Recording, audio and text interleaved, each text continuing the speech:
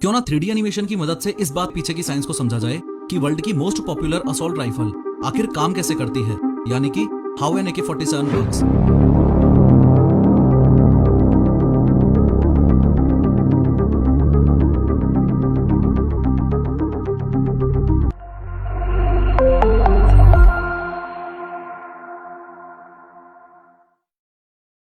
Movies और games में generally जो आप देखोगे वो ये कि कैरेक्टर ने AK-47 उठाई और डायरेक्टली ट्रिगर दबा के फायरिंग कर दी। लेकिन असल जिंदगी में टोटल 3 एक्शंस ऐसे हैं जो ट्रिगर दबाने से पहले आपको लेने होंगे। फर्स्ट एक्शन ये कि AK-47 की जो ये मैगजीन है जिसमें टोटल 30 गोलियां आ सकती हैं, उसको चेक करना है कि उसमें एक आधा राउंड है भी या फिर आप यूं ही बंदूक पकड़ के हवाबाजी और फोटोबाजी करने वाले हो। सेकंड एक्शन ये कि ट्रिगर प्रेस करने से पहले आप इस चार्जिंग हैंडल को पीछे लाके छोड़ दोगे ताकि स्प्रिंग की वजह से ये ऑटोमेटिकली आगे जाते वक्त मैगजीन में से एक कार्ट्रिज यानी कि कारतूस लोड करता हुआ ले जाए। थर्ड एक्शन आपका ये डिसाइड करना कि AK-47 को आप किस मोड में यूज करना चाहते हो। इस सेफ्टी लीवर को अगर आप यूं टॉप पोजीशन पे कर दोगे तो अब AK-47 सेफ मोड पर है, यानी कि आपका चार्जिंग हैंडल पीछे आकर कार्ट्रिज लोड ही नहीं कर पाएगा तो फायरिंग हो ही नहीं सकती। इसलिए सेफ्टी लीवर को सेफ मोड से हटाना होगा ताकि फायरिंग हो सके।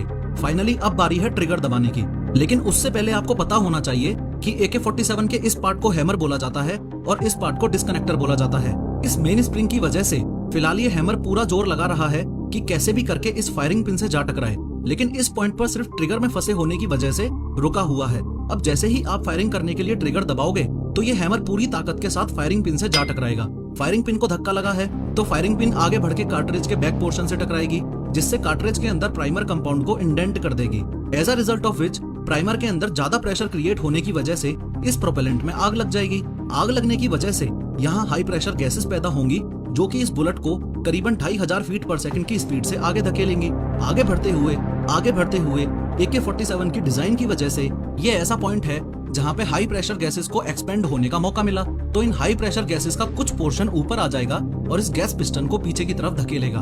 मोस्ट इंपोर्टेंट बात जो आपको याद रखनी है वो ये कि ये गैस पिस्टन ऑलरेडी इस बोल्ट कैरियर से जुड़ा हुआ है, तो हाई प्रेशर गैसेस की वजह से सिर्फ गैस पिस्टन नहीं बल्कि ये बोल्ट कैरियर भी पीछे जा रहा है। इस बोल्ट कैरियर के पीछे जाने की वजह से टोटल 3 हाईली इंपोर्टेंट एक्शंस ऐसे हैं जिनके ऊपर AK-47 का पूरा वर्किंग मैकेनिज्म डिपेंडेड है। और चूंकि इस पूरी वीडियो का मोस्ट इंपोर्टेंट पार्ट शुरू होने जा रहा है, इसलिए उन तीनों एक्शंस को अच्छे से समझने के लिए हम अलग अलग सेक्शंस में देखेंगे।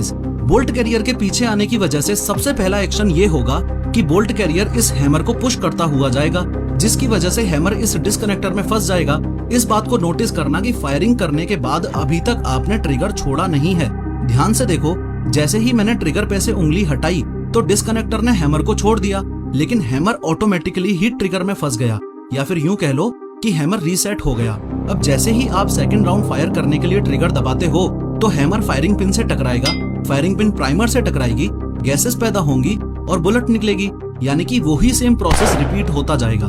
बोल्ट कैरियर के पीछे आने की वजह से सेकंड एक्शन ये होगा कि इस रिकॉइल स्प्रिंग के टेंशन की वजह से बोल्ट कैरियर पीछे आने के बाद जब वापस आगे जा रहा होगा तो फायरिंग करने के लिए गन के अंदर बैरल में अगला कार्ट्रिज कुछ इस प्रकार से लोड करता हुआ जाएगा।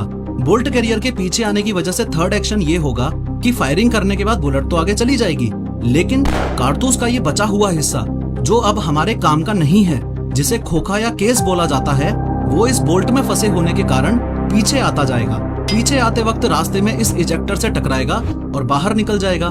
AK-47 का जितना मैकेनिज्म हमने अभी तक देखा ये सेमी ऑटोमेटिक मोड के लिए था, यानी कि एक बार ट्रिगर दबाओगे तो एक गोली चलेगी।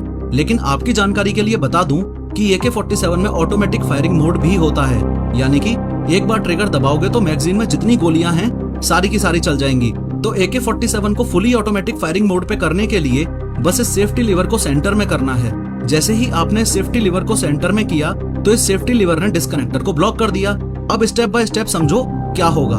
फुली ऑटोमेटिक मोड में फायरिंग करने के लिए आप ट्रिगर दबाओगे, हैमर रिलीज होगा और फायरिंग पिन से जा टकराएगा, बंदूक में से गोली निकलेगी और साथ की साथ हाई प्रेशर गैसेस की वजह से बोल्ट कैरियर पीछे आता जाएगा। पीछे आते वक्त हैमर को भी पीछे लेता आएगा, लेकिन इस बार सिर्फ फर्क इतना सा है कि ये हैमर इस डिस्कनेक्टर में फंस ही नहीं पाएगा, क्योंकि डिस्कनेक्टर को तो सेफ्टी लीवर ने ऑलरेडी ब्लॉक कर दिया है ना। अब लफड़ा हो गया, क्योंकि जैसे ही बोल्ट कैरियर आगे जाएगा तो उसके पीछे पीछे ये हैमर भी चलता जाएगा और ऐसे तो ऑटोमेटिक मोड में फायरिंग हो ही नहीं पाएगी। करेक्ट? नहीं, ऐसा नहीं है।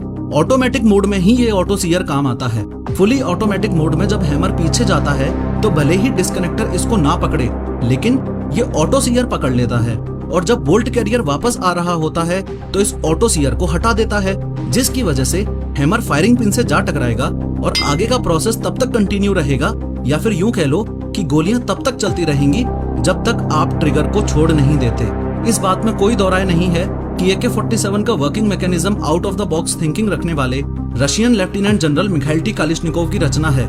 ऐसे ही American inventor Hiram Percy Maxim ने जो साइलेंसर की टेक्नोलॉजी क्रिएट की, वो साइलेंसर आखिर काम कैसे करता है 3D एनिमेशन की मदद से इसी चैनल पे मैंने वो भी समझाया है। अभी के अभी स्क्रीन पे दिखाई गई इमेज पे क्लिक करके उस वीडियो को देखो। Even more fun is promised and thanks for watching.